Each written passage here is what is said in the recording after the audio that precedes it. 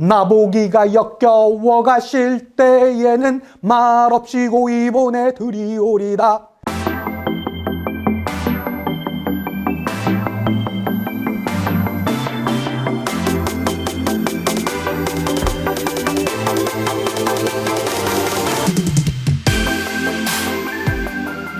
안녕하세요. 반갑습니다. 일본의 역사 한상자 유산입니다. 넘나 반갑습니다. 좋습니다. 54회고요. 민족문화 수호운동으로 찾아뵙게 됐습니다. 여기 파트는요, 여러분 뭐 억지로 그렇게 어려울 게 없습니다. 그냥 편안하게 보시고 그냥 쭉 따라오시면 되겠습니다.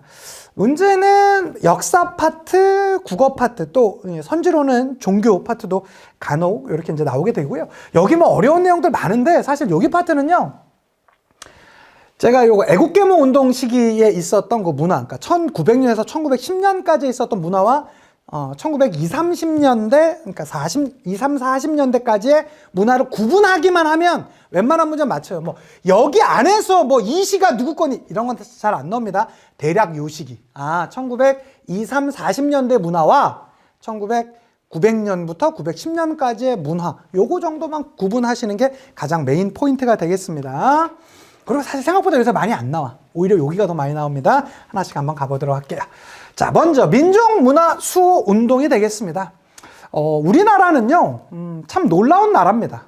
물론 뭐 최근에 출산율이나 또 정치 상황이나 이런 거 보면 좀 안타까운 측면도 많이 있죠. 그러나 30년 넘게 한 나라에 완벽한 식민 지배를 당하고 우리의 역사와 우리의 언어를 놓지 않은 정말로 몇 안 되는 나라가 바로 우리나라입니다.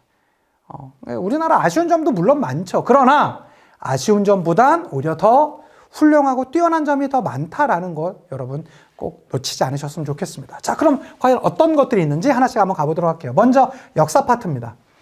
일본은요, 조선사라는 책을 날조합니다. 한국사를 왜곡해요.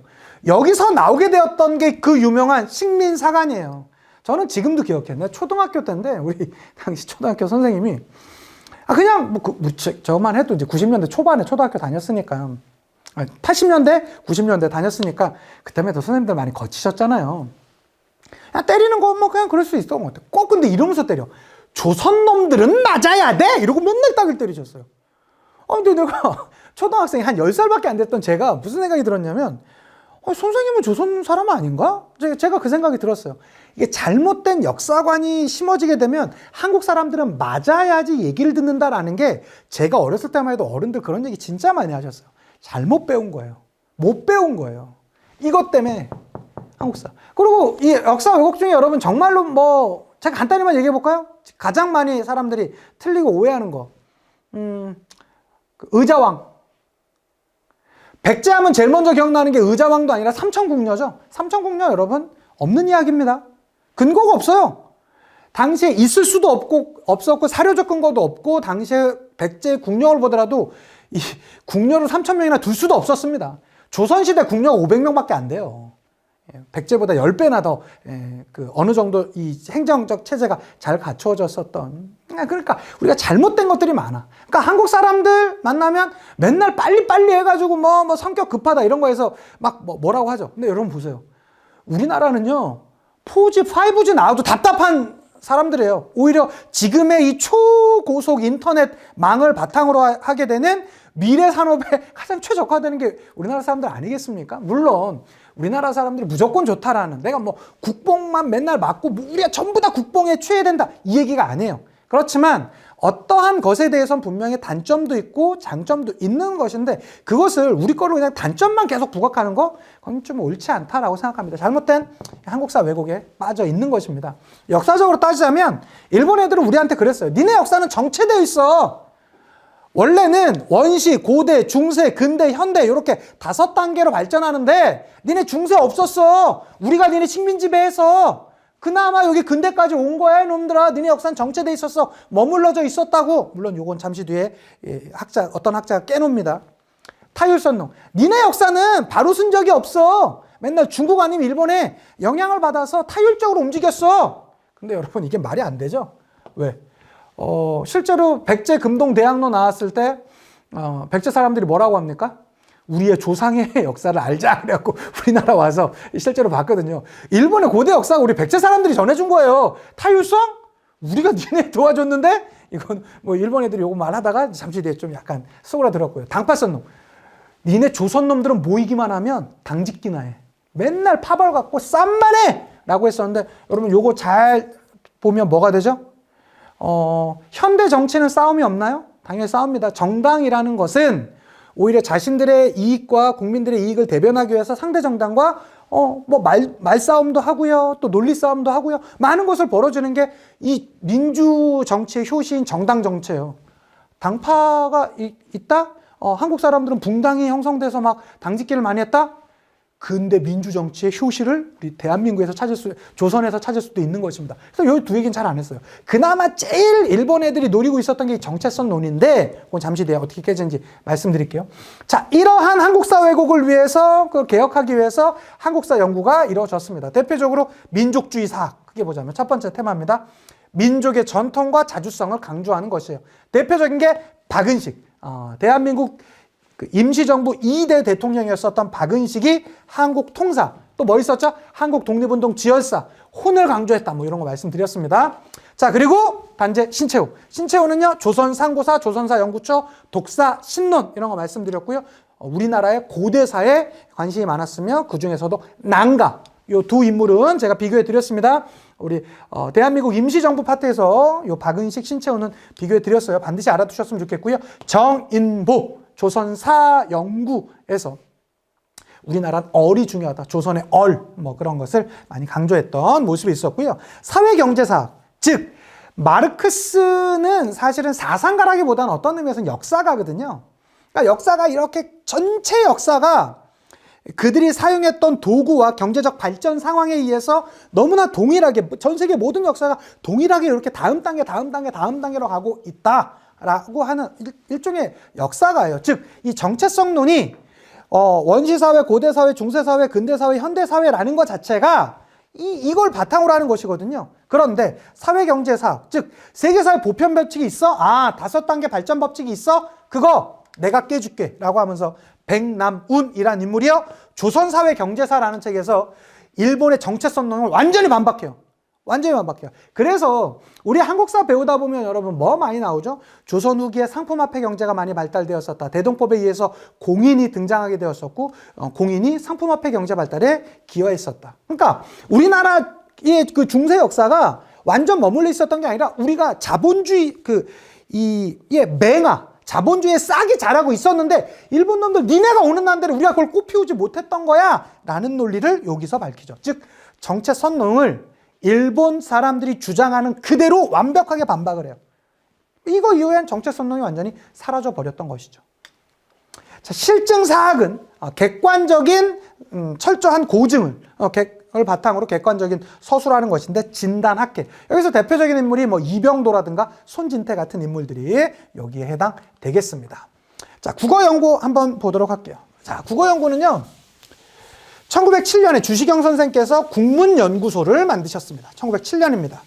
국문연구소는 생각보다 시험 문제에서 많이 안 나오고, 조선어 연구회와 조선어 학회를 비교하는 게 시험 문제 메인 포인트입니다. 1921년도에 조선어 연구회가 있었는데 딱 2개가 있거든요.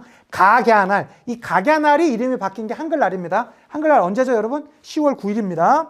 그 다음에 한글이라는 잡지, 그 다음에 각야날 제정, 요 딱 2개 기억해 두셔야 돼요. 조선어 연구회. 그리고 나서 이 조선어 연구회가 조선어 학회, 딱 10년 뒤죠. 1931년도에 조선어 학회로 바뀌게 되는데요. 요 두 기관에 했던 업적 비교하는 게 가장 메인 포인트입니다. 저도 이 말모이라는 영화 보면서 그랬겠구나.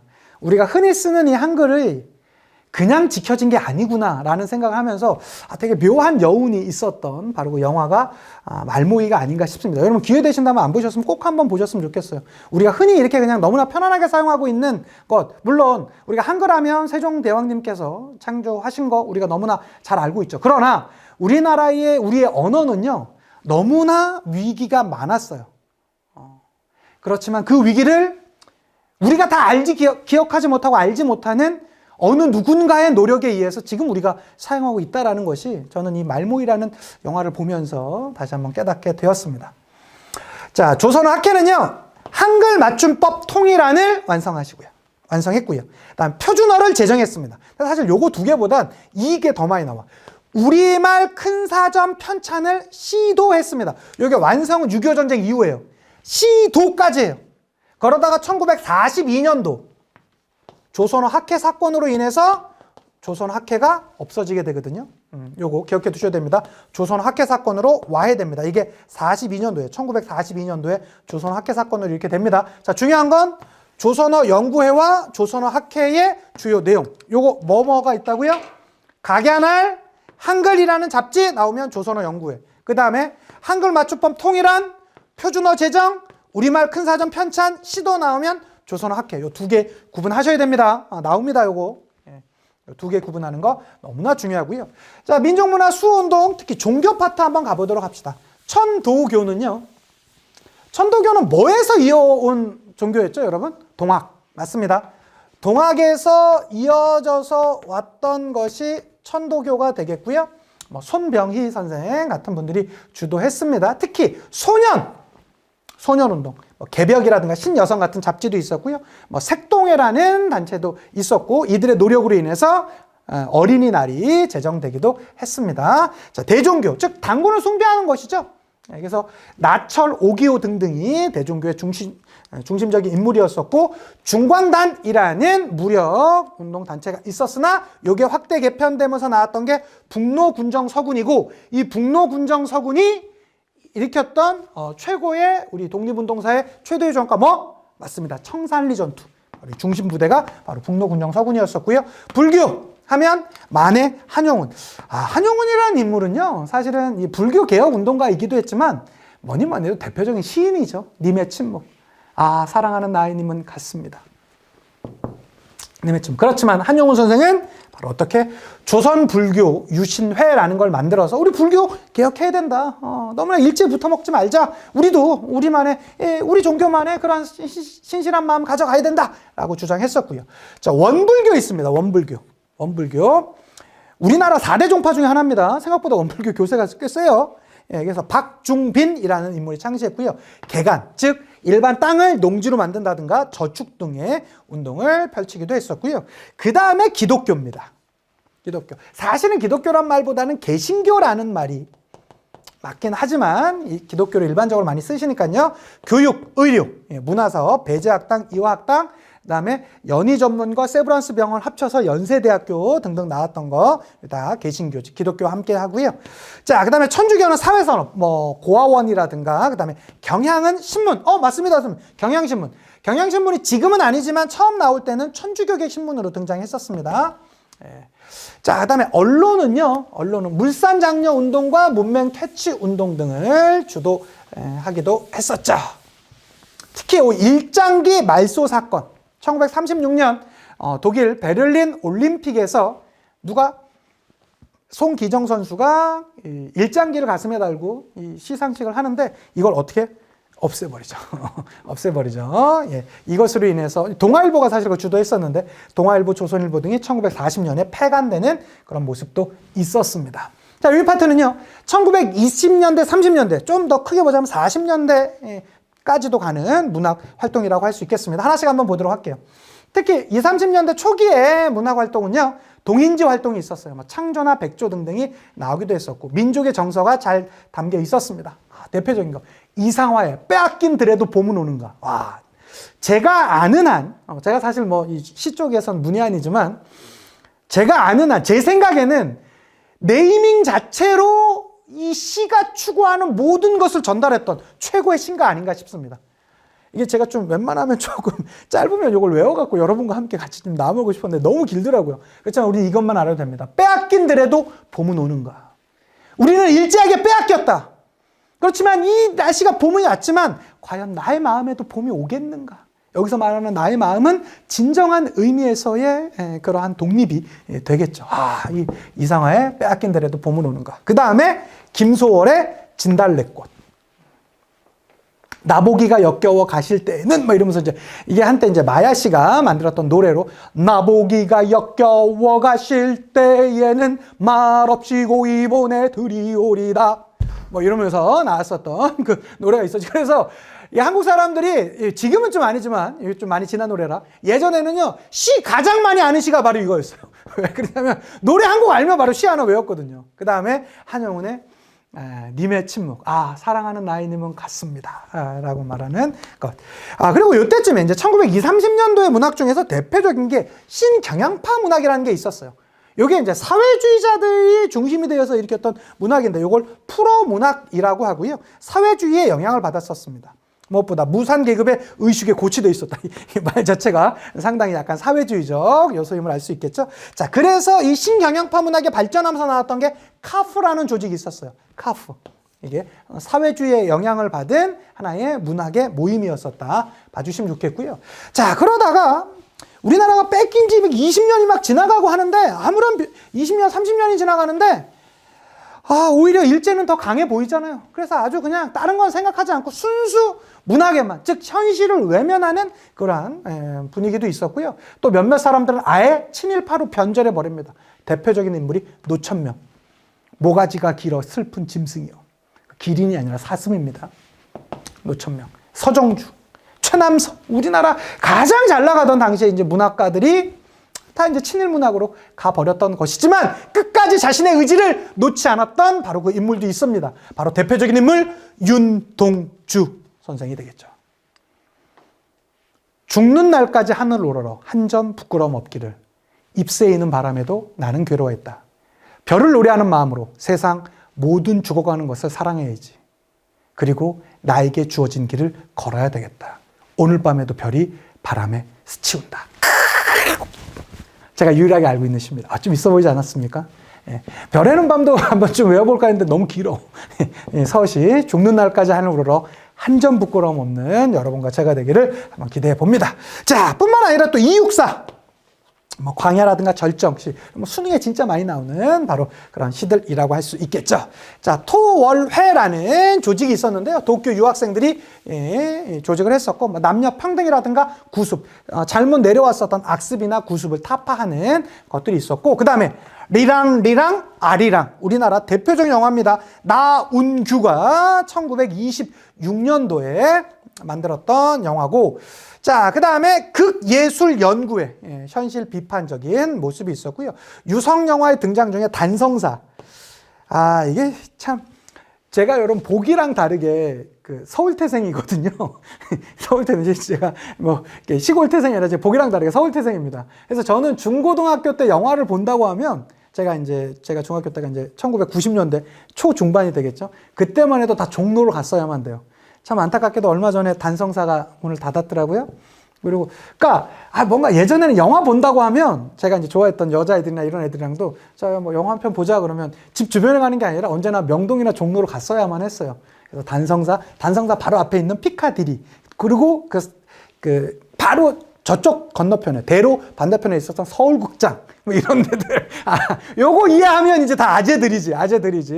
네. 그래서 있었는데, 지금은 거기가 다 이제 멀티플렉스관이 오면서, CGV나 메가박스나 다 이제 등장하면서, 롯데시네마나 다 들어오면서, 거기가 다 이제 영화의 메카 장세를 다 내놓고, 단성사도 문 닫고, 피카리리도 몇 년 전에 문 닫고, 서울극장도 좀 됐고요. 그래서 다 없어졌더라고요. 그래서 참 개인적으로 좀 가슴 아픕니다.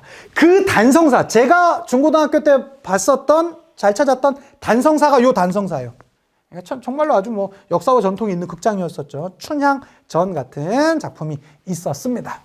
자, 의식주 요 파트는요, 여러분 그냥 편안하게 봐주세요. 단독 문제로 나올 가능성은 없습니다. 그러니까, 일제강점기 당시에 우리나라의 의식주 생활이 얼마나 바뀌느냐, 이런 거죠. 자, 셔츠나 바지 등장했겠죠. 그 당시에 좀 약간 잘 나갔던 사람들을 모던 보이, 모던 걸, 이렇게 불렀다라고 하고요. 자, 중일전쟁 이후에는 남자에게는 국민복, 약간 군복이랑 비슷해요. 때도 안 타고 그냥 일 많이 하라는 거예요. 여성에게는 몸빼 바지, 몸빼를 입게 강요했었고요. 식생활로는 서양 음식이 많이 들어왔습니다. 빵이라든가 아이스크림이라든가 커피나 맥주 등등이 있었고, 새로운 음식으로는 청량음료, 조미료, 통조림 같은 것들. 이런 거 시험 문제 내기도 어렵겠죠. 낼 만한 것도 없고요. 잡곡 소비가 증가했습니다. 당연히 국내 쌀이 부족하니까 그런 것들이 나왔을 것이고요. 2층 양옥집도 등장했었고, 계량 한옥이라든가 토막집이란 건 약간 운막처럼 집으로 인해서 이제 막 지붕 씌워놓고 그냥 대충 문 열고 들어가고 이런 데예요. 약간 극저층이 사는 이들이었었고, 영단주택. 일본식 건물에다가 온도를 이제 좀 같이 합친 뭐 하류 계층의 그러한 모습이었다. 요거 자체가 아마 시험 문제 나오진 않을 겁니다. 그냥 대략 이런 단어들이 나오면 아하, 일제강점기 때 우리의 의식주의 변화구나, 이런 것들 봐주셨으면 좋겠고, 여기서는 역사 파트, 특히 국어 파트, 그다음에 종교 파트, 이렇게 각각의 파트 충분히 나올 수 있고요. 그다음에 문학 파트가 최근은 많이 안 나오지만 얼마든지 다시 나올 수 있습니다. 여기 자체에서의 구분보단 1900년에서 1910년대 애국 개몽기 때의 문학과 요 20, 30년대, 40년대의 그런 문학과 구분하는 것들 봐주셨으면 좋겠습니다. 문제 같이 한번 풀어보고 마치도록 할게요. 자, 심화 55회입니다. 가 단체에 대한 설명으로 옳은 걸 찾으랍니다. 이것은 가가 1933년에 만든 한글 맞춤법 통일안의 총론이래요. 가는 기관지 한글을 간행하고 외래어 표기법 통일안을 마련하는 등 우리말을 지키기 위해 노력했대요. 그러나 일제가 1942년에 치안유지법을 명목으로 회원들을 구속하면서 활동이 중단됐답니다. 아하, 한글 맞춤법 통일안 총론이라고 하고요. 그다음에 42년도에 끝났던 바로 이 단체, 무슨 단체입니까? 조선어 학회가 되겠죠. 자, 그럼 조선어 학회 한번 찾아가 보도록 합시다. 우리말 큰사전 편찬 시도하였다. 맞네요. 정답 1번. 딱 이렇게 나온다니까요. 제가 써드렸던 거. 완쌤, 그러면 진짜 선생님의 강의 필기노트는 그냥 그거 자체가 정답에 그냥 그 문구가 그대로 나오겠네요. 맞아요. 왜 그러냐면 제가 기출문제를 바탕으로 강의 노트를 만들었거든요. 그리고 하는 거면 나왔던 그 계속 반복되면서 또 나옵니다. 그러니까 제 강의 필기노트만 봐도 시험 문제 맞출 수 있다, 없다? 있다. 90점 이상 충분히 가능하다. 2번입니다. 한글 신문인 제국신문을 간행했다고. 제국신문은 1898년부터 1910년까지 주로 부녀자들을 대상으로 했기 때문에 주로 한글로 만들어졌었고요. 최초로 한글에 띄어쓰기를 도입했다. 야, 요 인물 사실 웬만한 교과서에 안 나오거든요. 헐버트예요. 미국인 헐버트가 이걸 제안했다고 하더라고요. 4번입니다. 우리말 의문연구서인 언문지를 저술했대요. 조선 후기 때 나왔던 겁니다. 신흥무관학교를 세워 무장투쟁을 준비하였다. 어디죠? 신흥강습소가 신흥무관학교로 바뀌게 되었던 거, 바로 이것은 신민회가 되겠습니다. 자, 한 문제 더 볼게요. 심화 56회가 되겠습니다. 2번. 가 인물에 대한 설명으로 옳은 걸 찾으랍니다. 이곳 시무장은 가가 조선 총독부를 마주하지 않겠다며 북향으로 지었다고 합니다. 님의 침묵 등을 지은 가는 일제 탄압에도 굴하지 않다가 광복 직전에 이곳에서 돌아가셨던 님의 침묵의 주인공 만해 한용운이 되겠습니다. 자, 우리말 큰 사전 편찬 사업을 추진할. 선생님, 이거 지금 잘못 갖고 온 거 아닙니까? 아닙니다. 이건 어디랑 관련되죠? 조선 학회랑 관련되고요. 유교 개혁을 주장하는 유교 구신론을 제창했던 인물은 박은식. 월간지 유심을 발간하여 불교 개혁 운동을 힘썼던 인물 한용운 맞습니까? 그럼요. 4번. 진단학회를 설립하여 실증주의 사학을 발전시켰던 건 이병도. 독사신론을 저술하여 민족주의 사학의 기반을 마련하였다. 독사신론 누구죠? 신채호. 자, 단재 신채호 하면 독사신론 말고도 조선상고사, 조선사 연구초, 난가사상 뭐 이런 것들 뿐만 아니라 의열단 선언문이라고도 알려져 있는 조선혁명 선언까지 바로 이 신채호와 관련된다라는 거 봐주셨으면 좋겠습니다. 좋습니다, 여러분. 수고 많으셨고요. 다음에도 좋은 모습으로 또 찾아뵙도록 하겠습니다. 인사드리고 마칠게요. 역사가 완성되는 그날까지 원!